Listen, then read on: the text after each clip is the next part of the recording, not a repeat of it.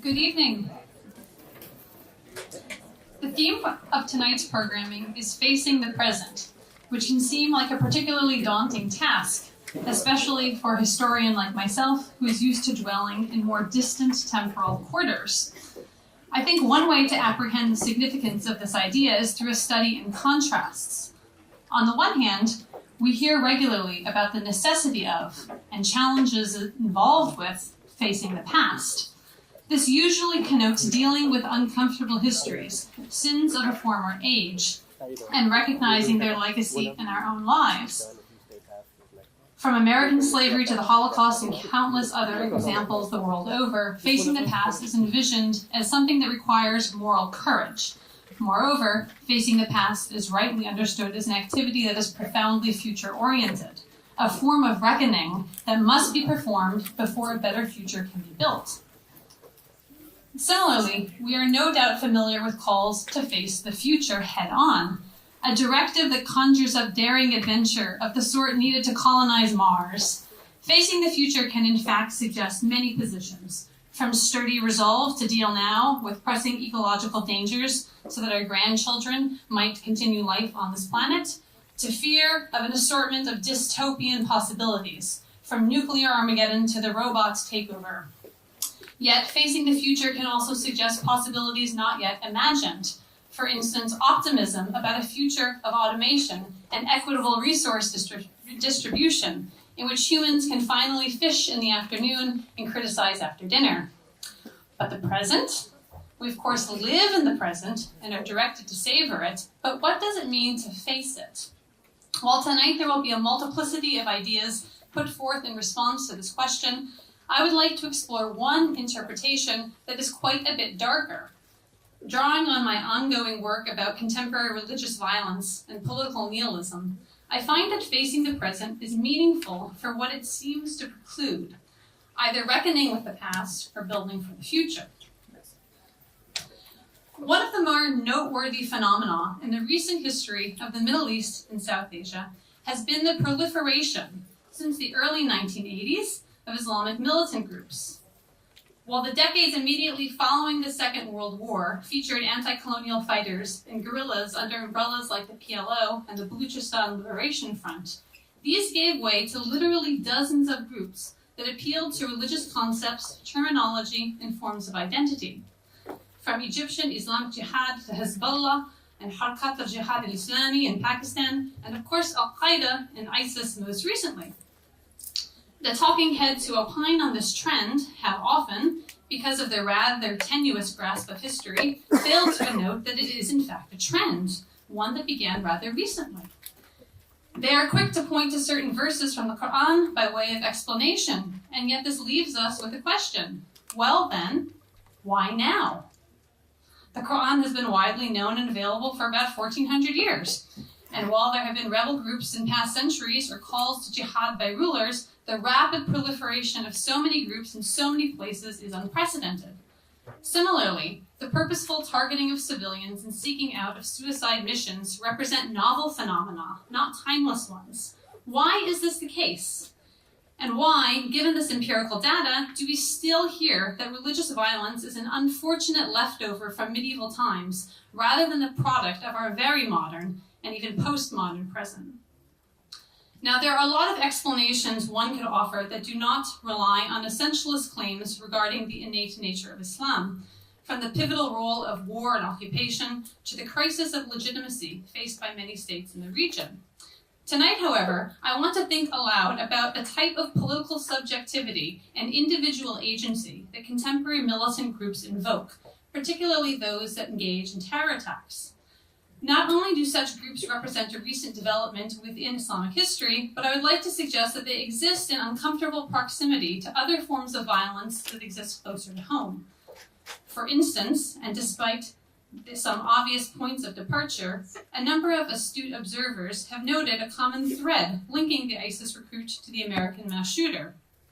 Both engage in a type of anti-politics, a nihilist project in which the very idea of the future is undermined. As the French theorist Olivier Roy noted in a recent book about ISIS, death is in fact the point. In Roy's words, and I quote, "Nearly all terrorists blow themselves up or get themselves killed by the police without really trying to escape and without their death being absolutely necessary to accomplishing their undertaking." Now, this represents a departure from terror attacks that were carried out in the 70s and 80s, in which assailants often carefully planned their escapes. Furthermore, as he rightly notes, I quote, "Muslim tradition, while it recognizes the merits of the martyr who dies in combat, does not prize those who strike out in pursuit of death, because it violates the will of God." Rather than fixating, then, on the uniquely Islamic elements at play within contemporary terrorism, Roy argues that nihilism is its central organizing principle. Violence is not a means, it is an end in itself. It is violence devoid of a future. I'd like to use this observation as a jumping off point for considering this violence as a form of the politics of the present. Roy gives us hint throughout this important book that gesture toward a broader argument about the relationship between terror, violence, and political agency in an era of neoliberalism, but he doesn't develop these lines of inquiry. So I'll put a few questions before us today. If the hallmark of contemporary terrorism is the purposeful seeking out of death, to what extent is this feature common across religious and secular lines? Where does the no future generation, which Roy depicts as the central actor in terrorist violence, come from? And what does it want? What type of subjectivity does the no future generation enact or eschew? And what does this tell us about the nature of contemporary political and social life? And how might the rise of terrorist violence in the name of religion, often regarded as a hangover from a less enlightened time, be linked to the sort of elite technocratic tinkering that is characteristic of our own? First, let's put some common misconceptions aside.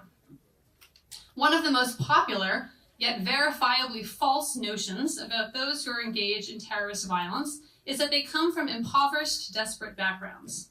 Were this the case, the policy implications would be clear. Improving people's material conditions would be the best way to alleviate such violence. In a pioneering study published in 2005, based on data from 315 suicide attacks from 1980 to 2003, the sociologist Robert Pape argued, I quote, "In general, suicide attackers are rarely socially isolated, clinically insane, or economically destitute individuals, but are most often educated, socially integrated, and highly capable people who could be expected to have a good future. They tend to be better educated than those in their immediate surroundings, and to come from middle or even upper class families." More recently, Olivier Roy echoed this finding in his own survey of 140 individuals who have either taken part in terrorist activities in Europe or left to join ISIS, arguing, and I quote, "Above all, the jihadis' profiles show a large group of well-integrated and well-educated youths. Revolutionaries," he wryly notes, "almost never come from the suffering classes." Now, this demographic profile is an important one to note and has been widely interpreted as meaning that economic conditions are irrelevant to accounting for contemporary acts of terror. Many commentators have used this conclusion to throw weight behind an essentialist argument, namely that Islam itself is the problem. But is this truly what the data indicates? Let me clarify the nature of the inquiry. Is proving that individual privation is not a causal factor in terrorism the same as proving that material conditions are therefore irrelevant to understanding this violence? It seems to me that such arguments, common as they are, lie between two different things. Insofar as our political and social worlds and the types of activity they enable or discourage are linked to broader material and economic forces, I don't think we can discount the latter entirely. The proper move, in my view, is to pivot away from thinking about material conditions in a limited, individual way, and to rather consider them in a much broader structural sense. What types of politics are supported by our prevailing economic order, and how might they be linked to forms of nihilist violence? Let's try to approach this inquiry from a slightly different angle. Now, there's been much reporting and speculation in recent weeks about a possible Trump hotel in Moscow. Don't worry, we're not going down that rabbit hole, but I was struck by something that Felix Sater, a real estate developer and Trump advisor, allegedly said to Michael Cohen about this prospective venture, and I quote, "Let's make this happen and build a Trump Moscow," he wrote, "and possibly fix relations between the countries by showing everyone that commerce and business are much better and more practical than politics." Just imagine it. A world of material abundance with free commerce circling the globe, making everyone richer and fatter. Countries no longer need to fight wars, either outright or through proxies, because they will realize it's far more profitable to do business with each other instead. This vision of a world made comfortable and peaceful through private enterprise is no doubt familiar to us. For our own purposes, what is important to highlight about this vision is how compatible it is with that end of history prophesied 25 years ago by Francis Fukuyama. For those unfamiliar, the thesis is essentially that we're done. There are no more great ideological battles like those that animated the Cold War to be fought. We have arrived at the telos of our human ideological evolution, and it is liberal democracy. From now on, there will be tinkering to make things marginally better or more efficient, and maybe even wars in places that haven't fully accepted the futility of resisting the way things must end. But in Margaret Thatcher's immortal words, there is no alternative. The present already represents all that we can hope for the future. Now, it has been impossible for me to think about the growing global disillusionment of political activism without considering this end of history. Considering the widespread cynicism toward democratic governance as an avenue for effecting positive change hurls us into a head-on collision with the foreclosure of political imagination associated with neoliberalism. As many have argued, neoliberalism is not only at odds with genuine democracy, but also with any suggestion that things might be different. It is not just that we have reached the end of ideological development, but that we've been told to give up on ideological commitments altogether. As Schneider argued, commerce and business are much better and more practical than politics. Quit dreaming about the summum bonum, the highest or the greatest good, which has been a feature of Western political philosophy since antiquity. Rather, we have been asked to accept a world in which the technocratic management of our economy and politics is supposed to engineer us, piecemeal, a more comfortable life. Who needs higher ideals when you have Netflix? Please just don't try to interfere with the elite business of running the show. Now, as I've described it here in somewhat exaggerated form, the nihilist and fundamentally anti-democratic contours of this political and economic order are easy to pick out. The politics of the present seem to be built around a fundamental conviction that a better world is not possible. Now, we have every right to be suspicious of grand narratives of emancipation, given the crimes perpetrated over the last century by ideologues attempting to reshape the world in accordance with their ideals. But does this mean, as many would have us believe, that we should abandon any possibility for things to be genuinely better, not just for some, but for all? To do so is to admit that ours is a politics which has run out of steam, and that we have no collective agency in righting the ship. I believe this position represents a political dead end, and I'm not quite ready to throw in the towel. Moreover, the neoliberal claim to eschew higher ideals in favor of objective truths, measured adjustments, and efficient management is itself disingenuous. Like all true fundamentalists, proponents of the view that there is no alternative fail to recognize that theirs is also a particular interpretation of the world, not merely the facts as they naturally occur. It is a mistake to think that they have graduated from the sophomoric world of ideology. Rather, their ideology insists on its own invisibility, a refusal to admit that the present is but one particular arrangement and not the way things must be. And despite its claims to the contrary, neoliberalism does operate with a summum bonum in mind, namely the upward transfer of wealth firmly into the hands of a few. A citizenry that looks cynically at political participation, is actively discouraged from voting, and is too busy running from one gig to the next to imagine what the future might look like, is not an aberration of neoliberal governance. It is the point. An inability to envision the future manifests in multiple ways across communities around the world. And I'm not suggesting they're all necessarily part of a singular phenomenon, but there are some widely observed behaviors that might help us understand more about Roy's no future generation. According to a study by Stanford University economists, only about half of Americans born in the 1980s expect to earn more than their parents, as opposed to 90% of respondents born in the 1940s. An estimated 31% of Americans ages 18 to 29 voted in the recent midterm elections, which was actually higher than usual. According to a poll conducted last October, 30% of Americans reported that they have lost faith in democracy. If you include the 9% who reported that they never had faith in democracy, things start to look even bleaker. Yet another research team, which conducted polling over the summer of 2017, reports that, quote, at least a fifth of the public in many advanced democracies like the idea of having a, quote, strong leader who does not have to bother with Congress and elections.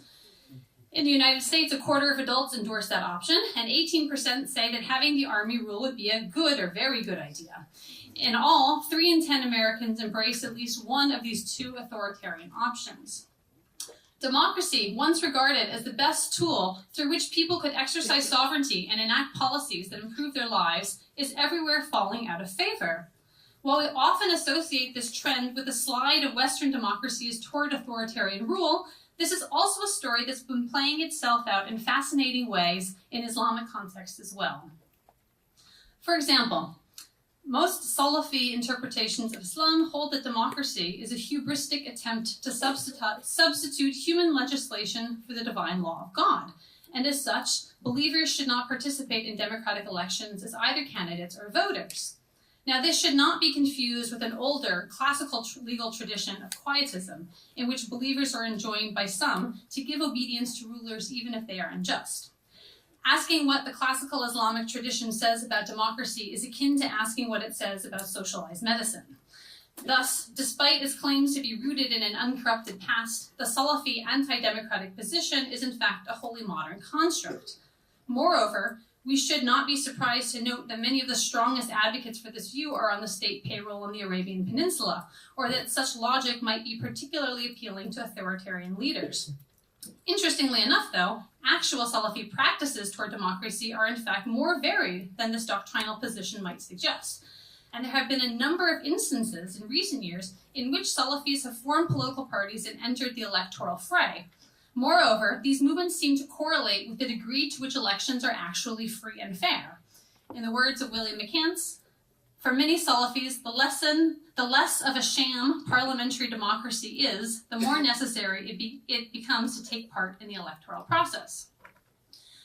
We should note that the skepticism toward democracy, or pure denunciation, is itself a departure from where things stood about a century ago, during the tail of what is often called Islamic modernism. Then, a generation of reformers came to argue that not only was there no contradiction between Islam and democracy, but the former, understood properly, actually demanded some version of the latter. Advocates of this position paid a great deal of attention to the idea that the Quran encourages leaders to engage in shura, or consultation, with community leaders and scholars, and that the first 4 caliphs were supposedly chosen in this fashion. From such a vantage point, shura represented the democratic seed planted in the most authoritative of sources. So popular was this narrative that it found its way into textbooks about Arab and Islamic history written by reformers intent on proving that centuries of absolute rule were an aberration from the religious ideal. In the words of one secondary school textbook authored by Muhammad Izzat Darwaza, a leading Palestinian political activist during the interwar period, Allah made shura the basis of governance in Islam and commanded his prophet, peace be upon him, saying, and consult them in the matter. And he clarified what Muslims must do in their government, saying, and command them to consult among themselves. Not surprisingly, ISIS has adopted the normative Salafi position and placed great emphasis on the notion that democracy is a form of idolatry. While the group underscores the wrongfulness of trying to substitute the divine legislation for a human one, it also devotes a great deal of attention to undermining the notion of democracy through an attack on the principle of individual choice. I'm going to quote here a bit from ISIS media products to give you a sense of how this argument is constructed, and I want us to think about the type of individual agency it both invokes and forecloses. And I quote, from amongst the polluted ideologies that have afflicted people the entire world over throughout the course of the tyranny carried out by the forces of kufr, of disbelief, is the notion that people can choose whether to follow the truth or embark upon falsehood. They went to the extent of attributing this, quote, methodology of free choice to the religion of Allah and the call of the prophets, peace be upon them. The argument continues to state that scholars have misread the sources and portrayed prophets as something more akin to preachers or guides than absolute authorities. In this, they're likened to the opposition leaders or in the political parties who are trying to win over hearts and minds. Needless to say, ISIS holds this interpretation to be verifiably false, using the figure of Noah as an example. Did Noah say, "You are cordially invited to repent and join me in building this ark, but no worries if you can't make it"? No, it's either me or the flood. Choice is not an absolute given, but in fact can only be offered to individuals who already live within what they understand to be a genuinely Islamic society. Only within those confines of truth can the individual choose between right and wrong, but no one is free to choose falsehood. In short, for reformers of the liberal age, true Islamic governance was democratic, the guarantor of individual freedom. For ISIS, true Islamic government is that which shows you how misguided you were to want democratic choice to begin with. The futility of democracy as a mode of political reform is written into this ideological transformation, and I don't believe we can account for that through recourse to theology alone. Rather, there's a clear sense that Muslims have tried various secular forms of governance, be it communism, socialism, or liberalism, and they have all failed to bring about the desired change. What then is the role of the individual within such a system? Having convinced many to turn away from democracy as a mode of exercising political subjectivity, what is offered in its stead? More than anything, ISIS's propaganda materials stress perpetual motion. Finally, Muslims are doing something. The visual imagery is all action. Buildings exploding, rockets being fired, pickups racing across the desert. Not only that, but particularly when the group was expanding its territorial gains, its media products highlighted its state building and social service operations. Doctors delivering cancer treatments, orphans being educated, coins being minted. In the words of Abu Bakr al-Hindi, the British fighter who emigrated to Syria, and I quote, "With me, in the UK, I used to feel like a munafiq, a hypocrite. You know, when I used to read diaries of jihad, because I wasn't doing nothing, I felt like munafiq." As opposed to the slowly grinding wheels of contemporary politics and the particular incrementalism of democracy, ISIS's media products convey a sense that all is not futile after all. Change can be had, just not through the traditional means. In the words of one NATO report, Daesh propaganda products are designed to create the feeling that the organization best understands what is missing in their lives. Not only do they provide a path forward to improving their lives, but they also provide a purpose larger than the individual, the excitement that comes from doing something valuable. Yet here's the rub. While ISIS has proved quite compelling to the no future generation, to use Roy's terminology, it arguably has no constructive future-oriented project either. This might seem like a mischaracterization, given that the group, unlike Al-Qaeda, showed itself keenly interested in the classic concerns of the state, territorial sovereignty and real governance. But to what end? The point is not the construction of a utopian future. Rather, they are in fact quite convinced that the end is near, and we are building toward a final apocalyptic confrontation. In the context of this vision, the martyr's death has been redefined as the ultimate exercise of will, the apex of individual agency. This comes not only through the glorification of those who are either killed in battle or who engage in suicide missions, but also through the continual refrain that death is victory. There is no defeating such a foe, because he either prevails in fact or prevails through death. In closing, I want to weave some of these threads together, and I know I've thrown a lot at you this evening. The ISIS phenomenon is fascinating on its own, but as I've tried to suggest, is even more so when we stop viewing it in isolation from the forces that are reshaping our own political subjectivities. The more I've researched the issue, the more I've come to believe that it is impossible to account for the appeal of ISIS without taking into consideration the mode of political agency it invokes. It is a politics of the present, one that promises action, motion, results, but does not envision a different sort of future. A better world is in fact not possible, and certainly not through participation in the democratic processes. Death of oneself and others may be the best we can hope for. Moreover, as I've mentioned, this is far from being the inevitable result of Islam's confrontation with modern political philosophy. Indeed, only a century ago, there was a widespread belief that democracy was intrinsic to Islam, that it offered the tools for creating a more just and equitable world.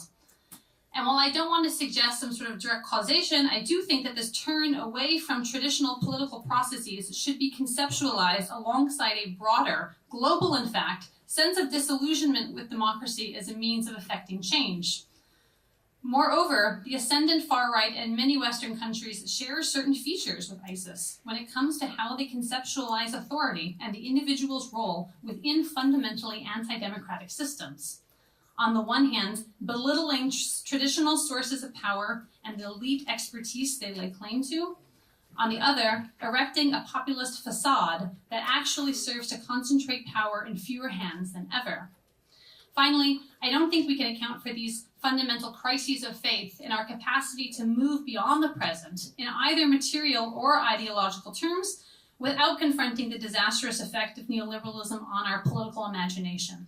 If we are to stretch our vision beyond the usual analytic barriers of geography and culture, we can start to see the global significance of ISIS's apocalyptic nihilism in a world in which there are supposedly no alternatives. The urgency of our task, therefore, as thinkers and as members of the various communities that we inhabit, is to articulate just what those alternatives might be. Thank you.